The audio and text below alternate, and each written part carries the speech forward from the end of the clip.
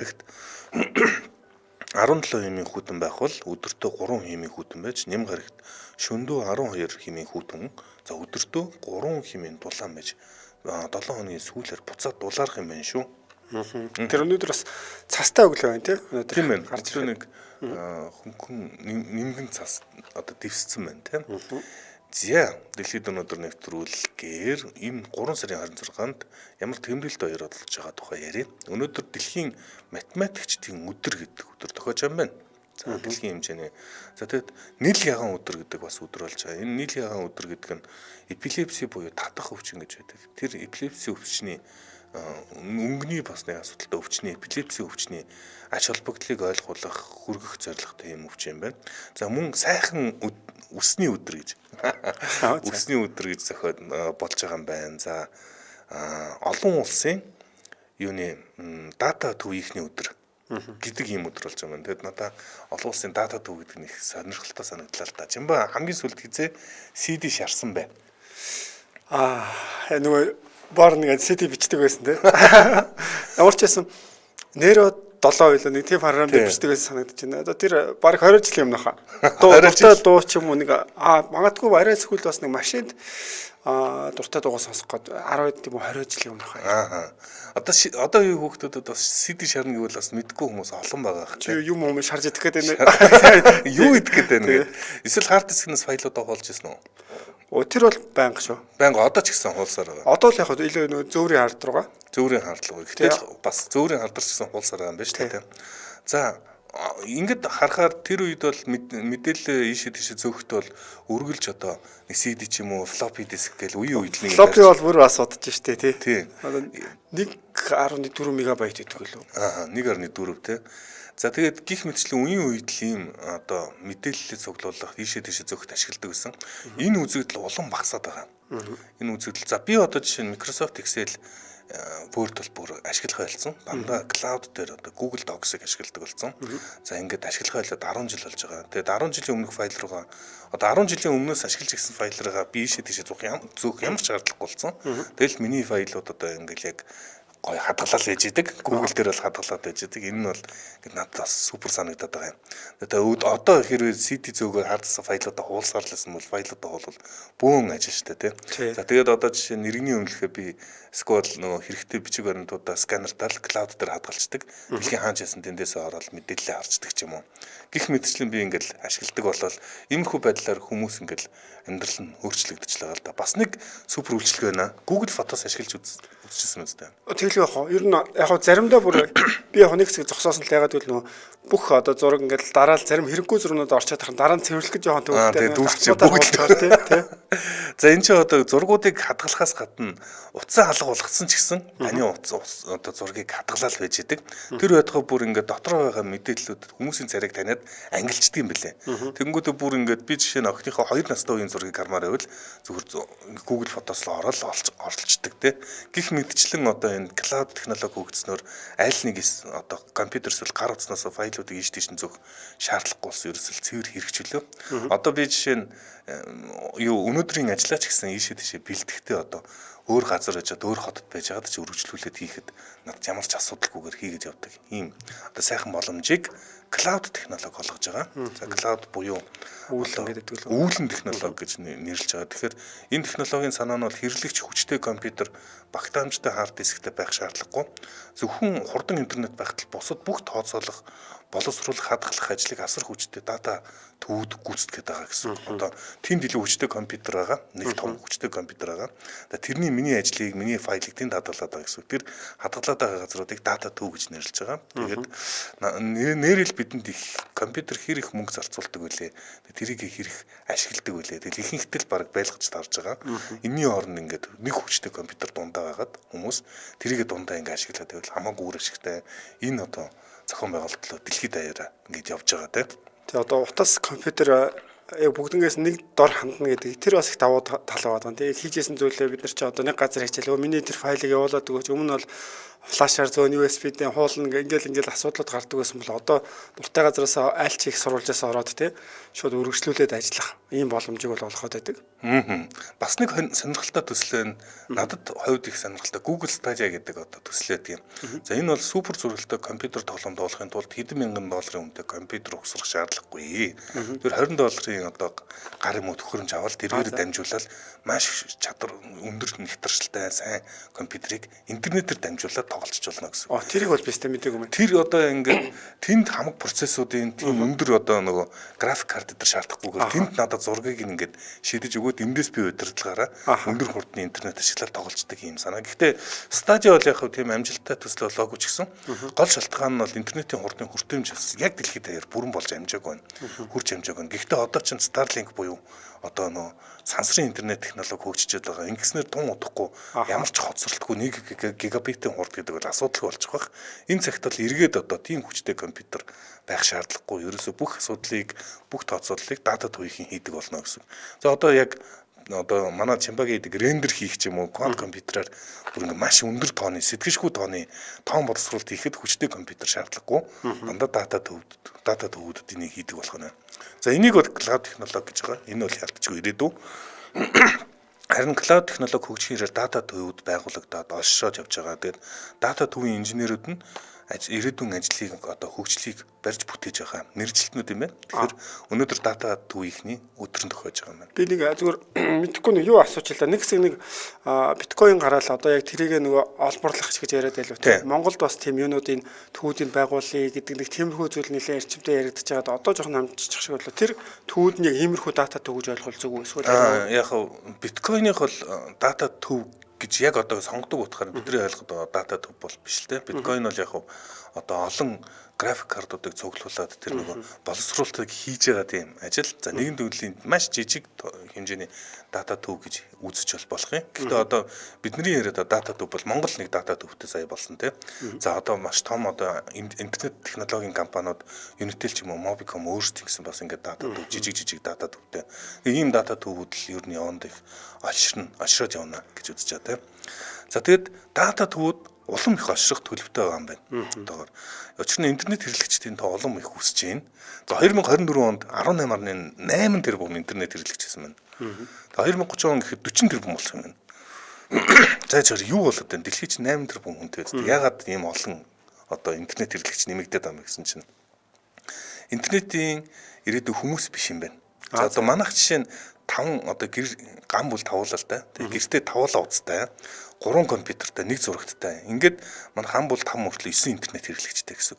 Өөрөөр хэлбэл энэ тоо удахгүй өснөө. Тэгээд магадгүй хаалганы цоож, гэрлийн асаагуур, цахилгааны тоолуур, камер бүр машин хүртэл интернет холбогдно. За энэ одоо зүйлийг Internet of Things буюу юмсын интернет гэж нэрлэдэг байгаа. Интернет удахгүй юмсаар дүүрнэ. Юмс интернетэд холбогдож эхэлнэ. Энэ одоо дэлгүүр эсвэл банкнд очрлох шаардлагагүй болно. Гэрийнхэн дэлгүүр, машиныхаа төлхүүрийг мартан гэж санаа зовох асуудалгүй болно. Дуртай газараас бүх юм удирдах боломжтой эрхчлөлтөд одоо ингэ амьдрна. Энэ болгоныг бас дараагийн хувьсгал нь одоо энэ юмсын интернет болгоход дата төвүүд бас чухал үүрэг гүйцэтгэв. За нэг сонирхолтой мэдээлэл хүргэе гэж бодлоо. Дэлхийн олон дата төвүүд удахгүй баригдана. Маш олноор баригдана. Хаана энэ дата төвүүд төвлөрөх юм бэ? Хаана олноор дата төвүүд байгуулагдах болоо гэдэг маш том асуулт хэвээр байгаа. За тэр газар бол халуун газар байж болохгүй. Яг тэр чинь асар их дулаан гэж ялгаруулна. Дээрэс нь эрчим хүч хямд ах хэвээр тэр газар. За хуурай цаг агаартай байвал даваа талтай. За ийм шаардлага тавьдаг. Дээрс нь улс төрийн хувьд тогтвортой байх хэрэгтэй. Нээлттэй одоо бусад интернетийг хорьждаг газар гэж болохгүй. Нээлттэй арчилсан улс байвал бас давуу тал болох байх. За сансрын интернет одоо хөгжөд байгаа үед магадгүй хамгийн тохиромжтой улсуудын нэг нь Монгол улс гэж магадгүй хөгжиж байгаа. Харин тийм ээ, нэг тиймэрхүү давуу тал гараад ирвэл тэ. Тэгэхээр угийн эрчим хүчний хөөсрийн нөөцтэй сэрүүн уур амьсгалтай манай улсад удахгүй дата төв, дэлхийн дата төвч болж магадгүй мэдгүй. Тиймээс энэ мэргэжлийн Монгол инженер залуучуудаа мөн онцгойлон баяр хүргэе. За тэгэхээр бид нэр бас одоо ямар дата ямар чухал вэ? Өнөөдөр ямар чухал өдөр вэ гэдгийг одоо дата мэдээлэл алдах ч юм уу. За эсвэл нэг байгууллагын том байгууллагын датад алдаа тийм иймэрхүү зүйл гарахад бид нэр илүү сайн асуудал гарахад илүү ойлгодог болов гэж надад санагдлаа. Зэ хамтран ажиллагчаа танилцуулъя. Аригтай хадгалаад 100 саяын эзэн болоорой. Хадгаламжийн урамшуулалт аян дахин зарлагдсанаар Ариг банк манай нэвтрүүлэгтэй хамтран ажиллаж байна. Зэ 16.5 хүртэлх хувийн өндөр хүүтэй хадгаламжаа нээгээд за нээс ийм өндөр хадгаламжтай болохын сац уу та хосоороо гадаад аялах ирэх хожих боломжтой. За ийм харилцагчийг нэг харилцагчийг тодруулна. Сая төгрөгийн эзэн бас болж болно. 3 харилцагч тодруулах юм байна. 500 мянган төгрөгийн эзэн бас тодорно. Ийм 5 харилцагч тодруулна. За тэгээ сүүлийн 4 оронд орсон бүх харилцагчдад 50 мянган төгрөг бас урамшуул болгож олгох юм байна. Ийхүү ингээд жилийн хугацаанд 700 гаруй харилцагчаа тодруулнаа. За жилийн эцэст супер урамшуул хожих боломжтой. Нэг одоо азан шавсан хүн эзэн болно. 100 сая төгрөгийн эзэн болно. Тэгэхээр энэ аригтай хадгаламд 100 сая эзэн болороо урамшуулал энэ оны 3 сарын 1-ээс 12 сарын 31-ний дуустал үргэлжилж байгаа. За манай одоо анжгаах гэрлээ маань одоо хөтлөө чалгаруулалтанд нь оролцоод авах танилцаад явж байгаа. Яалтчгүй шудраг шаардлагын хүмүүсийг нь өрөөд хянагчдыг нь өрөөд ингээд шалгаруулж авдаг ийм одоо арга хэмжээ. Тийм бид нэр мөнгө банкнд ихтэй хамгийн гол хардаг зүйл нь бол хүү байгаа шүү дээ тийм. Бидний хувьд бол мэдээж аль банк нь арай өндөр хүүтэй байна гэдэг. Тэгэхээр 16.5 бол бас нэлээ хамгийн өндөр хүүтэй байгаа. Тэр нь бол одоо гэр бүлийнхний хувьд болохоор за мөнгө хадгалаад ингээд хийгээ зорилго тавьсан байдаг. Тэгэхэд хосоороо бас аялах юм ирэх одоо мөнгө хадгалангаа очичвол бас хичнээн сайхан байх. Энэ бас надад сайхан санагдаж байгаа. За 2024 оны супер урамшуул буюу 100 сая эзнэр Сэлэн аймгийн Малчин ах тодорсон юм билээ. Тэгээд хотод ирэхдээ их дэлгүүрт салбар хадгаламж нээлгээд л азтан болсон гэсэн. Яста бас азан шоолсон хүмүүс бас байх юм аа. За тэгээд ийм оролцоог гэвэл 50 мянган төгрөгийн орлого дансандаа хадгаламжиндаа хийх болгондоо нэг шагн одоо урамшууллын эрх авна. За урамшууллын эрх их байх тусмаа таны азтан болох магадлал нэмэгдэнэ гэсэн үг. Тэгэхээр ингээд 50 мянган төгрөг тутамдаа урамшууллын эрх одоо цуглуулж явах нэ. 100 сая цэг ариг банк цэг юм байна гэд яг энэ урамшуул зориулсан тусдаа вебсайт байгаа. За та ийшээ ороод өөрийнхөө урамшууллын эрх болон бусад мэдээллүүдтэйгээ мэдээлэл аваад явах боломжтой. За та ариг банк имэн гэд фэйсбүүкээс хайгаад за юу фэйсбүүкийн лайк дараарай. Мэдээлэл болон урамшууллын тухай мэдээллүүд нь байнга орж байгаа. Утсаар харин мэдээлэл авъя гэвэл 70 1001 гэдэг дугаараас авах нь 70 1001. За манай дэлхийд өнөөдөр нэвтрүүлэгтээ аригтай хадгалаад 100 сая эзэн болоорой. Хадгаламжийн урамшуулалт аянгаараа ариг банк хамтран ажиллаа. Баярлалаа. За баярлалаа. За дэлхийд өнөөдөр нэвтрүүлэг үргэлжилж байна. Дараагийн болонлогоо бүгдээ орцгоё. За тэгэхээр миний хувьд энэ өдөр дэлхийд төрсэн алдартай хүмүүсийн тухай танилцуулж байгаа. За тэгэхээр өнөөдрийн хувьд болохоор бас одоо хүмүүсийн дэлхийн загварын хандлагад маш их том нэрээ үлдээсэн Кучи гэдэг алдартай эрхэм бол мэдлсэн юм өдөр. Кучи. Тэдний гэр бүлчсэн. Ер нь тийм мундаг бас одоо түүхтэй тий олон драма тийм гэр бүлээлээ. За тэгэхээр энэхүү алдартай эрхэм маань 1881 оны 3 сарын 26-ны өдөр Италийн Флоренц хотод төрсэн юм байлээ. 53 оноос орсон гэж байгаа. Тэгэхээр надад яг эхлээд ингээд өчтөр би жишээ нь одоо солонгос хүмүүс бас ер нь кинон дээр ч гэдэг юм уу ингээл баян нэр алдартай ингээл гэр бүлүүдийг одоо илэрхийлэх юм шаардлага нэлээх гардаг штэ. Тэр болгон дээр энэ алдартай брэндүүд те хамгийн түрүүнд бол явж байдаг. Тэгэхээр бодит амьдрал дээр ч гэсэн ингээд хараад үзэхэд ялч одоо ингээд хамгийн эрэлттэй байгаа одоо хүмүүсийн хэрэгэлдэг одоо бүтээгдэхүүнүүд гоо сайхан. За дээр нь үнэтэй брендийн цүнхч гэдэг юм уу те. Энэ тухай ингээд өчтөр сонирхож үзлээ л дээ. Тэгэхэд бол яг ингээд жишээ нь хамгийн үнэтэй зарагдаж байгаа үнэтэй биш хүмүүсийн хамгийн худалдаа авч байгаа жишээ солонгост цөмнүүдийнх нь танилцуулга үзсэн. За. Тэгээ ялангуяа энэ Кучи брендийг одоо хүмүүс болохоор янз бүрээр тийм юу хийдэг юм байна л да.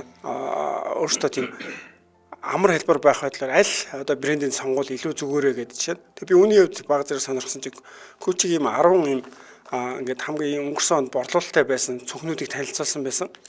Тэн дээр харахад яг Монгол мөнгөөр гэх юм бол солонгос мөнгөөр 600 хэдэн мянган воноос 5 сая гэдэг юм уу те Монгол мөнгөөр нэг сая 500-аас 13 14 саяын хооронд бол одоо хамгийн борлуулалттай цөмнүүд нь бол зарагддаг юм байна. За тэгээд энэ эрхэм маань өөрөө бас 53 оноос орсон гэсэн сүүлийн одоо бас хамгийн одоо өндөр борлуулалттай байгаа 5 загварыг бас харсан. Энэ 5 загвар нь гэдэг жишээ нь 1951 оны загвар тэнд явж байгаа. 60-ад оны бас нэг загвар явж байгаа. Тэгээ 2018 ч гэдэг юм. Ингээд хамгийн одоо өндөр борлуулалттай загвар донд тухайн хүний бас зохион бүтээжсэн 2 загвар бол ороод явж байна гэж бол харж болохоор байлаа. Тэгэхээр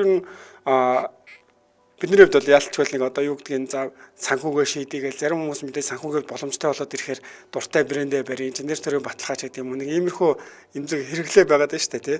Тэн дээр л хамгийн сайн бас ажиллаад явцсан болов уу гэж надад санагдсан.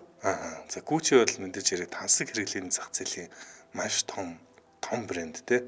За тэрнээсээ илүү нөгөө Gucci-гийн тухай кинонууд хасаагүй байдаг шүү дээ. Тэр нөгөө арынх нь компани эрх мэдлийн төлөөх тэмцэл нь тэр чигээрэл кино юм байлээ л дээ. Тийм нэг кино бас бүтээж гисэн байт юм байлээ тий. Тийм House of Gucci гэдэг кино байдаг санаж байна. Lady Gaga гол дүрт нас тоглосон байдаг баг шүү. Тийм Al Pacino бас 80 настай нэг одоо энэ Gucci-гийн гэр бүл өөрөө одоо за яг би энэ хүний танилцуулан гашууд явчих тий. За тийм.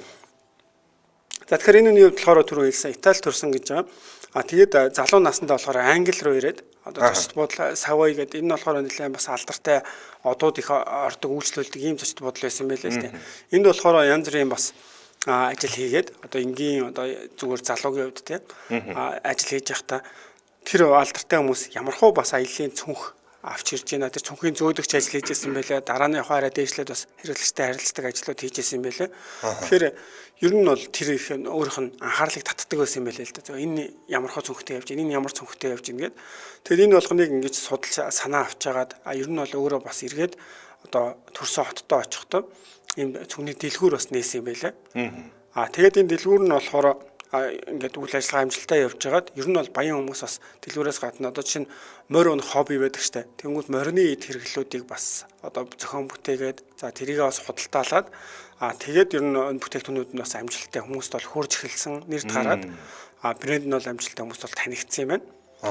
За тэгээд цаашаа гэх юм бол тухайн хүний маань энэ гаргасан брэндийг бол хүүхдүүд нь илүү те дэлхийд дахинд бол таниулж одоо хүүхдүүд нь том болоод ирэх үедээ таниулаад ингээд бол бас олон нийтийн хүртэл бол болж чадчихсан юм байна. За тэгээд яг өөрийнх нь ер нь бол нийтдээ ингээд 5 хүнийг охинтой гэж байгаа. Анхны эхнэрээс нь төрсэн 3 хүү бол байсан. Тэгээд 3 хүүгээс нэг нь бол харамсалгаар арай эрт амнасаа алдсан. Одоо яг нэг зурдаар нас орсон. Тэгээд 2 хүүдээ бол ерөөхдөө ингээд 50-50%-аар нь компани бол өгсөн байгаа. Эрх мэдлийн. Тэгээд яг энэ 2 хүүхдтэй нь ялангуяа холбоотой одоо тэр үйл ажиллагааг нь болохоор түрүүний хэлсэнтэй House of Gucci гэх канон дээр бол маш сайн бас гаргасан юм байлаа. Би бас каног зорж үзсэн л дээ. За. Тэгээ ер нь бол нэлээд тийм ер нь ингэж үзсээр байгаа л нэг хаарц салахгүй байсаар байгаа л бас дуусчихар тийм кино байлаа шүү. Киног нь хэзээ үзсэн? Би өчтөр зориулж үзлээ. Хайгаад үзэж яар байж лээ. Тэгэхээр зөв. Тэгэхгүй л яг энэ бид нар нэрнүүдийг нэлээд олноор ингээд дурддаг шүү дээ. Одоо жишээ нь нүний ийм тийм ингээл ярингууд тэнгууд одоо олонгууд киног үзэхэд Lady Gaga энэ бирэн те орж ирэнгүүтээ одоо ачтай суугаад одоо Gucci яг бол самардаг үстэй тий. Тэгээ орж ирээд ер нь бол тэр амьдрал яалч л хөшгний цаана гэдэг шиг эрх мэдлийн төлөө ялангуяа одоо бид нар Чингис хаан дээр ингээд 4 хүүхдээ газар нутгийг хуугаад өгсөн одоо хожим нь ингээд хүүхдүүдийн хооронд бас хагарал үүсгэх юм уу ийм бас үндэс болсон гэж ярьдаг бол энэ дээр бас ялгаагүй л ингээд эрх мэдлийн төлөө ялангуяа тэр өөрийнх нь амьд сэрүүн дээр байх үед бол 2 хүүхэд нь бол бас харьцангуй гайгүй нэг нь бол жүжигчин болно гэд тэр эрх мэдэл бол шунаагүй ингээд явчихсан. Нөгөөх нь бол илүү ингээд компани амжилтанд хүрэхэд зориулаад ингээд явчихсан байсан бол яг дараа нь одоо ач гэдэг юм уу те дараагийн үеийнхэн ороод ирэхэд бол тэр бол бас л оронгороо эргэж байгаа юм л да. Тэгээд сүүлд харамслаа эхнэрийн гарт бас амнасаа бол алдчихдаг юм байлээ. Эхнэрийн захиалсан аллах үйлдэгч ирэх юм. Хоёр залуурч нар алуурч. Тийм яг бодиттой бичлэгүүдийн нас нөгөө дараа нь хайж үзсэн л дээ. Тэгсэн чинь яг ингээд тухайн үедээ бол шинэ оршуулгын ингээл уйлал маш эмгэнэл ингээл явж байгаа. Тэр нь бол дараа нь харахад жүжиглэлтэй байгаа байхгүй юу? 2 жилийн дараа гэхэд одоо тэр хэрэг нийлрээд одоо өөрийнхөө найзтай нийлээд тэгээ захиалгаагууд ерөөдөө 95 оны бас 3 сарын 27 гэсэн баг шүү. Ингээд алуулчихсан. Тэгэнгүүтээ тэр эхнэрийн бас маш гайхсан л да. Одоо шоронд 26 жилийн ял аваад явж байгаа. Тэгснэ яг шоронгоос гараад ирснийхэн дараа тэр хүнээс бас яриа аваад нэвтрүүлэгт оруулсан чи өөрөө тэр хийсэн хэрэгтэй ямар ч харамсаж байгаа зүйл байхгүй. Тэгэл би бол баг шоронд ингээд одоо байхад хүртэл сайхан байсан. Би өөрийнхөө энэ одоо эрч хүчтэй юм байдлаа бол алдаагүй ч гэдэг юм ингээд хийсэн хэрэгтээ гимших гэхээсээ илүүгээр зүгээр би юм хүн одоо шүүх хурал дээр нэрийн дуудахад жишээ нь харахгүй байжгаад одоо тэр эмэгтэйг өөрийнх нь одоо эцэгээс айсан нэрээр нь дуудаж байгаа шүү дээ. Тэгсэн чинь сүүлд нь намайг болохоор хатагтай Gucci гэж дууд гэж гэдэг ч юм уу. Тэгээ гарч ирсэн хойноо хүртэл яг тэр зангаа бас тавиагүй. нэлээ ойлгоход бас хэцүү тийм хүн бол санагдсан. Эдний гэр бүл угаасаа кино. Ер нь бол Гүчи 3 хүнтэй байжгаад том хүн үйл залгамжлах боломжгүй бас хилний бэрхшээлтэй л тийм байжгаад дараагийн 2 хүн одоо гол дунд хүн одоо өвлж авсан миний санаж байгаагаар. Тэгээд дунд хүн 3 хүүхэдтэй, бага хүн одоо ганц хүүхэдтэй. Тэгээд бага хүүхэдтэй 3 хүүхэд нь хоорондоо ингээд булаацалтж штэ. Тэгээд бага хүн ганцаараа байгаа учраас маш давуу талтай болоод хамаг ирэх мэдл одоо тэр Маурицио Гүчи гэдэг байгаа хүнд төвлөрсөн. Тэгээд Маурициогийн одоо эхнэр нь одоо тэр Леди Гага гэдэг тэр дүр байгаад байгаа тийм. За тэгээд тэднээс чинь бүх асуудал болж байгаа сүүл саяхан тэр нөгөө эхнэр нь шоронгоос судлагдсан. Одоо аллах үлсэн. Гэхдээ шоронд ахтаа бас тансаг амьдарч исэн юм шиг байлээ. Гарч ирэнгүүтээ одоо өргөжлүүлээд бас сар алган хэдэн сая доллар ч ялла угаасаа тэтгэмж авч байгаа. Тэгээд ер нь их тийм тансаг амьдраад явж байгаа. Тэгэд Маурицио Гүчи өөрийг нөгөө араар нь тавьсан гэх юм уу олон асуудал зүгээр хорсоод тийм дургуцаад алсан юм шиг байна тий. Тэр нь яг нэг яг мэдээж эмэгтэй хүн талаас гэх юм бол нөхрөө алж чинь гэдэг яг тиймэрхүү зүйл байж болох ч гэсэн одоо яг өөрөө бас хитрхи одоо уг нь бол тийм ядуу энгийн гаралтай байсан хэрнэ баян тансаг байдал нь бол их таалагдаад гэдэг юм. Тэр үндэ тэгээд ялангуяа эрх мэдэлд бол нэлээд оролцоод тий. Тэгээд тэрнээсээ болоод одоо хүн захиалаа нөхрөө алуулж ийн гэдэг бол нэлээд бас тийм. Тэгэхээр надад бол баг тэр хүний яг зүгээр шоронгоос гарсны дараа яриа дээр нь харж байхад тэр дүр дээрээ бол яг зүгээр ойлгож болохоор хэрнэ. Яг энгийн хүн дүрийг харсан, энгийн хүнийг харсан чинь байгаа байдлыг харсан чинь тийм нэлээд сонирм. Нэрэл одоо тийм хит нийгэмд итгээд тэр үндэ нэсэ болоод хүн захиалж алуулж байгаа байдал нь баг сэтгцэн жоохон хэвэн үү гэж бодохоор юм байлаа. Тэгээд дээр нь гэх юм бол энэ хүн ч өөрөө ингээд за яг эрх мэдлээ алдчихлаа тийм. Тэрийг ойлгож болох ч гэсэн ер нь бол зүгээр яг киног нь үзээд яхаар одоо тэр хүүхдүүд нь гээд ингээд үргэлжлээ явж байгаа тийм. Кинон дээр нь болохоор яг бас тийм энэ гэр бүлийнх нь сэтгэл хангалуун бус тиймэрхүү зүйлүүдийг бас нэлээд ярьсан байлээ л дээ. Ягаад гэвэл яг тэр гарч байгаа дөрүүд байгаа. Дөрүүд дээр бол яг бодит байдлаас ингээд харахад одоо Пауло Гүчи гэдэг жишээ нэг дүр байгаа. Одоо нэг том ахыхан тэр компани авч явж байгаа ахыхан хүүхд. Тэгэхэд яг бодит дүртэй ингээд харьцуулаад харахаар шал өөр. Одоо нөгөөх нь ингээд илүү тийм баг сайхан залуу байсан одоо яг настай дүр гарч байгаа ч гэсэн юм нас дажгүй залуу байхад нөгөөх нь бүр нэг тийм солборч гэдэг юм уу те нэг тийм яг бодит байдлаасаа жоохон юм доошоогоо байхаар те нэг сул дорой гэж гаргахаар тэнгууд мэдээж тэр хүний чинь хүүхдүүд нь байж байгаа харж байгаа тэнгууд аавын нэг баг жоохон доромжилсан юм шиг өнгө айс байгаа гэдэг дээр нэг гэр бүлийнх нь бол энэ канон дээр бол бас шүмжлэлтэй хандж байсан байлаа. Бүүн асуудал те. Ер нь бас те деталууд чинь бас их халуунцтай хүмүүс гэж ярьдаг. Ингээд нийн нүгөө бүх юм ингээд сэтгэлийн хөдөлгөөнөөр илэрхийлждэг. Тэгээд байнга л ингээд нэг хэрүүл тэнцэлтэй гэдэг юм шиг мэдрэмж төрж идэг. За хамтран ажиллагчаа танилцуулаад байна. За манай дэлхийд өнөөдөр нэвтрүүлэгтээ илүү хамттай жимсний өтгөрүүлсэн шүүс Едэн хамтран ажиллаж байна. За бидний мэдих Едэн гэдэг компани Монголын нөхөн сэргээгдэх түүхийн эд болох Айнс, Нерс, Чицэргэн, за үхрийн нүд, хад зэрэг, зэрлэг болон тармил жимсээр бүтээгдэхүүн үйлдвэрлэдэг, эрүүл мэндэд анхаардаг хэрэглэгчдийн сонголт хэдийнэ болсон ийм брэнд байгаа. За бидний мэдих амтлаг чанал өтгөрүүлсэн шүүсийг үйлдвэрлэдэг. Тэгээд хэрэглэгчдийн олон төрлийн жимсний чанал өтгөрүүлсэн шүүс үйлдвэрлэлээр хэдийнэ танигдсан Едэн 5 ажилтны дагарууг нь бизнес эхлүүлж исэн. Өдгөө бол 170 гаруй ажилтнтай болсон 8 алба бэлцтэйгээр өргөж өгөөд үйл ажиллагаа явуулж байгаа юм хамт олон юм байна. За тэгээд Water Cirrus-ыг танилцуулъя. Эдний компани. Water Cirrus нь 6 болон 10 литрийн савлгаатгаар одоо танд хүрж байгаа. За хэрэглээнд нийцсэн юм том савтай ус юм байна. За тэгээд 6.5-аас 7.5 pH-тай шүлтлэгтэй. За Water Cirrus-ыг та гэр офис аялал зугаалгын үедээ бүхэл хэрэгцээнд ашиглахад маш эвтэйхэн савлгаатай ийм ус шүү. За Едэн компани гаргасан бүтээгдэхүүнүүдийг та Facebook хуудас руу Едэн гэж хайгаад гаргасан бүтээгдэхүүнүүдтэй танилцаарай. За хавар намрын цагт ус сайн авах нь арсанд маш сайн хэрэгтэй гэдгийг дахин сануулъя те. Одоо бид нар одоо дулааны үйлрэл ирж байгаа. Тэгээд ер нь ийш тийшээ явахдаа ялангуяа аялал жуулчлалаар явахдаа хойноо юм том ус аваад хийчихэд бол маш дажгүй сонголт байдаг шүү дээ. Би Едэн компани бас энэ бүтээгдэхүүнүүдийн зургийг харсан чинь яг миний зүгээр хэрэгэлдэг нь бол энэ насны жуус тэгээд амтлаг нэрсний бас энэ чанамал байгаа. Тэгээд эднэрийг бол авч хэрэгэлдэг юм байна. Бас брендийн өмнө бас анзаарч харж байгаагүй юм байна. Өнөөдөр танилцуулаа харсан чинь аль хэдийн бас хэрэглээд дасчихсан. Ийм бол бүтээгдэхүүнүүд байгаа юм байна. Угийн мэддэг бүтээгдэхүүн одоо брэнд юм байна тийм ээ. За энэ юу н утасны дугаарыг би хэлээд өгье. 77.1 52 25 гэсэн дугаараар залгаад 77.1 52 25. За энэ хамтран ажиллах бол энэ услуун залгаад бас дэлгэрэнгүй мэдээллийг авч болох нь. За Едэн бас чицэргэн одоо өтрүүлсэн чицэргэнээс гаргадаг. За нэрсний ундаанууд бас давхар гаргадаг. Хамгийн гол нь чанарлаараа дэлхийд одоо олноо танигдсан байгаа тийм. За энэ хүү одоо илүү хамтдаа Едэн жимсний өтгөрүүлсэн шүүс манай дэлхийд өнөөдөр нэвтрүүлэгтэй хамтран ажиллаа, баярлаа. За баярлаа. За дэлхийд өнөөдөр нэвтрүүлэг өргөлжилж байна. Тэгэхээр Гүчи гэдэг гэр бүлийн тухай ярьжсэн тийм. Тэгэл яхаа би бас энэ нэг давхар юмнуудаа оруулаад явуулсан. Нэг мэдээллийг харахгүй шүү. Өчтөр зөвөр уншснараа одоо яг ярьчлаа. Тэгээд сая бас юугаа гаргаж амжлаа л да. Тэгээд Гүчитэй холбоотой яг зөвөр сүүлийн үеийн гэх юм бол тэр канон дээр яг ингээ харж хахад одоо яг тухайн хүмүүс маань ингээд аллах төртөд алуулж байгаа штэ. За тэгээд яг тэрнээс дараа нь харсан чинь яг тэр хүнээр ингээд яг Гүчигийн гэр бүлээс нээлттэй компани болоод хувьцаа нь ингээд илүү зарагдаад иймэрхүү байдлаар явцсан. Тэгээд Гүчигийн гэр бүлээс тэнд одоо эрх мэдэлтэй ажил албан тушаал хасчаа нэг ч хүн байхгүй гэж хэлжсэн. тий. Гүчи гэдэг одоо гэр бүлийн уг нэр. Гэхдээ одоогийн Гүчи брэнд бол Гүчи гэр бүлтэй ямар ч холбоогүй. Тийм. Тэгээд энэ дээр ер нь бол ингээд гэр бүллэр удирдах гэдэг дээр бас нэг жоохон дутуу сул тал нь гэх юм бол тэр дотор яг үнэхээр чадвартай аав шиг нөгөө шиг тийм хүмүүс байхайг бас үгүйсэхгүй. Гэхдээ бас үгүйж явах боломжтой тийм.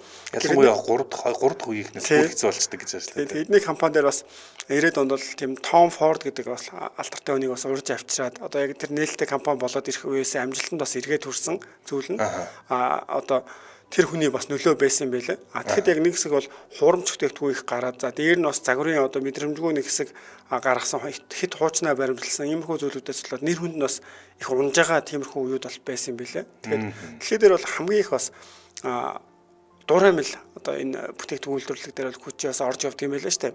Гүчиг их дүүрээдэг. Тийм дуурайж хийдэг тийм. За угаасаа том брэнд л гэдгийг илэрхийлээд байна л да. Том брэнд бол бүгд л дуурайх байх. За энэ Гүчи өнөөдөр төрс өдөр юм байна. Дэлхийд өнөөдөр нэвтрүүлгийн дараагийн буландаа бүгд төр орцгоё. Дэлхийн түүхэнд ямар үйл явдал болж исэн бэ тухай ярьдаг. Тэгэхээр энэ өдөр 3 сарын 26-нд Израиль Египт хоорондоо энхийн гэрээ 1978 онд 79 онд байгуулж ирсэн. За энэ Израиль болон Арабын улсууд хоорондоо байн байлдаг. Миний санахад 6 дайн, 7 дайн одоо ингээд 6-7 дахь дайн болж байгаа. Тэгээд нэг том дайн одоо 1970-ад оны сүүлээр эхэлсэн. За тэгээд энэ одоо дайн 79 онд энхийн гэрээгээр бас дуусгар болж исэн өдөр гэж явдаг юм байна. За мөн энэ нөгөө юуны алтарт хөгжмийн зохиолч Людвиг фон Бетховен 56 наснда 1827 онд энэ өдөр бас нас орсон байдаг юм байна. Илгэний цирроз гэдэг ийм онцтойгоор нас орсон гэдэг бол за юу хамгийн гол одоо бас нэг өнөөдөр ярих сэдв нь бол 2000 онд Оросын холбооны улсын шинэ ерөнхийлөгч сонгуулиар тодорч исэн. За энэ тухай өнөөдөр ярина. За 1992 онд бас хүнд чингийн аврах, дэлхийн аврах байсан Майк Тайсон 6 жилийн хорих ял сонсоод инхүү их одоо спортоос уруудах замлууга орсон гэн. За өнөөдрийн ярих сэдэв бол мэдээж хэрэг Оросын тагнуул ерөнхийлөгчөөр сонгогдсон өдөр гэж хэлж болно. 2000 он буюу одоо шинэ мянган одоо 3 дахь мянганы босгон дээр дэлхийн томоохон улсуудын анхны одоо төрийн шинэ тэр хүн тодорсон. За энэ 3 сарын 26-нд 2000 онд Оросын холбооны улс сонгуулсан. Тэгээд Оросын холбооны улсын сонгуулийн үр дүн зөвхөн Орос төдийгүй дэлхийн геополитикт томоохон өөрчлөлт гарсан бас өдөр гэж хэлж болно. Яг өнөөдрийн бидний амьдарч байгаа дэлхийд яалтчгүй нөлөөтэй байдаг хүн энэ өдөр анх сонгогдож исэн. Ард түмнээс сонгогдож исэн өдөр нь энэ өдөр юм байна. 53.4% саналтайгаар Владимир Путин Оросын холбооны улсын ерөнхийлөгчээр албан ёсоор томилогдсон өдрөө. Тэгээд ердөө жилийн өмнө Путин гэдэг нэрийг Оросын ард түмэнд донд хинч барыг мэдэхгүй байсан. Путин гэдэг нэр хүмүүс сонсож байгаагүй. Энэ нэр гинтл жилийн дотор одоо ингээд дэлхийн хамгийн хүчтэй хүн болоод хувирсан. За одоо бол өдгөө Оросын хаант улс бүр зөвлөлтийн түүхэнд ч одоо байсан бүх одоо төрийн эрх барьж исэн хүмүүсээс ч 3 тоног дүрт бичигдэж байгаа ийм удаан одоо төрийн эрх барьж байгаа энэ эрх нь яаж энэ эрх мэдэлд хүрв? За ердэн тухайн Орос ямар байсан гих мэд одоо сэдвэр өнөдөр жоохон ярив те 2000 он гарч одоо ийм удажж байгаа юм бүтэн 25 жил болж байгаа юм байна те. Одоо 26 дахь жил рүү орж штэ. За 1999 оны 8 сарын 16-нд Оросын холбооны улсын төрийн дүүм буюу улсын хурал парламентын хурал болсон. За энд ямар гол зорилготойсэн бэхээр шинээр ерөнхий сайд томилох тэр ажил хийсэн. Ингээд Оросын холбооны сүүлийн 2 жил хагас 4 дахь ерөнхий сайдаас олж исэн тэр. Тэгэд одоо улсын хурлын дарга гэж яддаг шүү дээ. Оросд бол спикер гэдэг энэ хүн шинэ ерөнхий сайдаар томилогдож байгаа хүний нэрийг нь хүртэл буруу дуудажсэн. Баахан хүн салчаа за хинж байсан баг яах вэ? Владимирович гэж дуудах хэрэгтэйснийг Владимир Михайлович за тэр нь яахав энэ хүн ингээд ерөнхий сайдар болох чинь үгээ хэлнэ өдр гэд. Иймэрхүү байдлаар өөрөөр хэлбэл ийм хэцүү байдалтай бүр ингээд солилцсон ийм ороо босгой байсан үе юм байна л да. Оросын холбооны улсын эдийн засгийг бүрэн хөндлөлтөнд орсон байсан. За рублийн ханш бол жилийн дотор 380%-аар унтсан байсан. За ингээд тэтгэр тасалдсан байсан. Тэтгэрээ тавьж чадахгүй. Төрийн албан хаагчдын цалин 4 сар төлөгдөөгүй. Одоо ингээд цалингаа авч чадахгүй 4 сар бол юу хүсэх чинь тийм. За энэ одоо эдийн засгийн асуудлууд нэг асуудал. Хамгийн хүнд асуудал нь Чечен тусгаар технологи зарласан байсан. За ингээд араас нь Дагестан, Ингушет болон одоо улсуудад Кавказын улсууд Москвагийн эсрэг хөдөлгөөн өрнөд ингээд араараас авалцаад эхэлчихсэн юм хэцүү юм. За тэгээ 1999 оны шинэ жилийн орой Оросын холбооны улсын ерөнхийлөгч Борис Ельцин алтан тушаалаас сайн дураар буугаад за үүргээ Путин шилжүүлсэн байдаг ерөнхийлөгчийн албанд. За Путин байр сууриа баттгахын тулд ард түмнээс албан ёсоор сонгогдох ёстой байсан. За ингээд 2000 оны 1 сарын 1 гэхэд Путин одоо үүрэгт чөлөө одоо үүрэгт ажил үргэлжлүүлэгч ерөнхийлөгчөөр сонгогдоогүй. Гэхдээ зөвхөн үүрэгт ажлыг гүйцэтгэгч ерөнхийлөгч болсон. За ингээд 1 сарын 1-ээс 3 сарын 26. Ер нь бол 8 сарын 16-наас шинэ ерөнхий сайд энэ хооронд нэг ердөө 6-7 сар л байгаа хгүй. Энэ хооронд яаж одоо 53% ялалт байгуулсан одоо нэг зүйлтэй хоёр зүйлтэй холбоотой. За эхний зүйлийг бүгдээр сонирхъя. Энэ бол Чечений дайн. 1991 онд зөвлөлт холбоот улс задраад 15 шинэ улс тусгаар тохиносон. За үүнтэй зэрэгтэй Оросын холбооны улсын бүрэлдэхүүнд байсан Чечен өөрсдийн тусгаар тохиолдлоо 1991 оны 11 сарын 26-нд зарласан байдаг.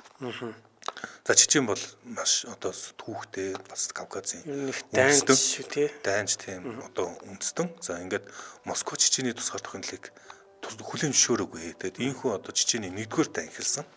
Гэхдээ Чечений туршлагт одоо Чечений талд хэн одоо тухайн ерөнхийлөгч сонгогдсон байсан бэ гэхээр Жохор Дудаев гэдэг хүн сонгогдсон байдаг.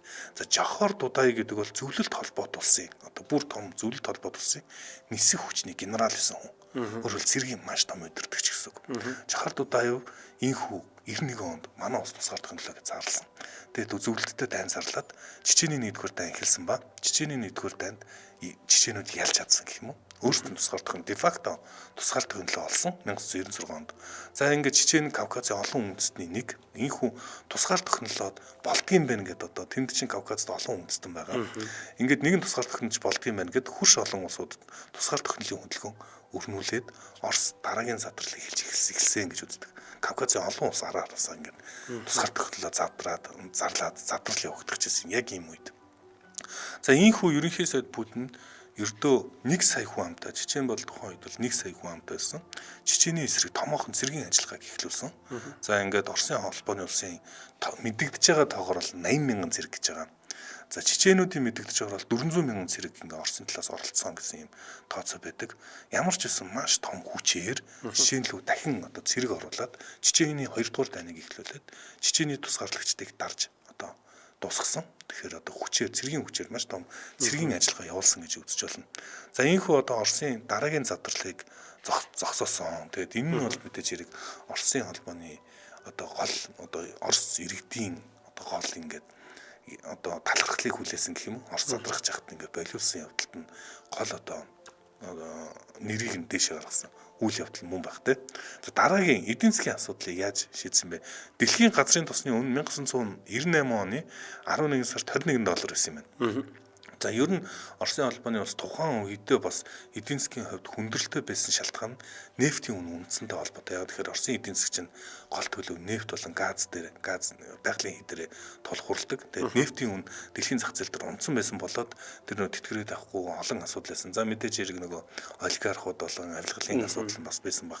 За ингээд жилийн дотор 62 буюу 3 дахин өссөн. Одоо нэгэн одоо бас тайлбараар бол Путин маш азтай үед одоо ерөнхийлөгч болсон. 98 онд маш бага багт нь одоо байх үед нь одоо ерөнхий сайд болоод за тэгээд яг ерөнхий сайд байх үед нь 3 дахин одоо юу нефтийн өссөн байна.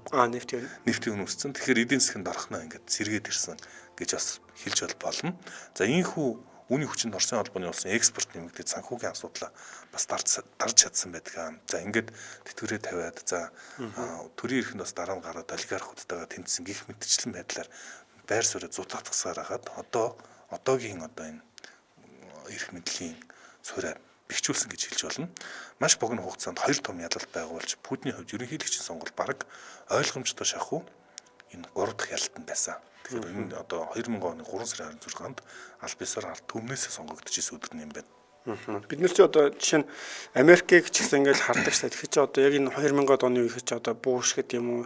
За баг Клинтон Буш Клинтоны үе баг. Тэгээ Клинтон Буш одоо тэрнээс ч Обама гэдэг юм уу ингээд одоо Трамп гэл ингээд бодохоор өчнөө дөрүүд солигдож байгаад Оросын хувьд бол яг нэг л дүр байгаад идэх тий. Бүр 26 жил болсон гэдэг би бол хаста анзаараагүй 25 жил болж байгаа гэдэг. Одоо ингээ 26 дахь жил болж байгаа маань тий.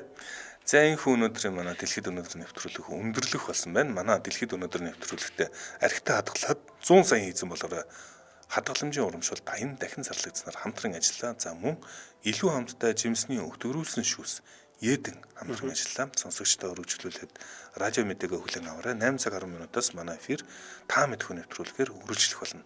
Баярлалаа Чамба. Баярлалаа Аргон.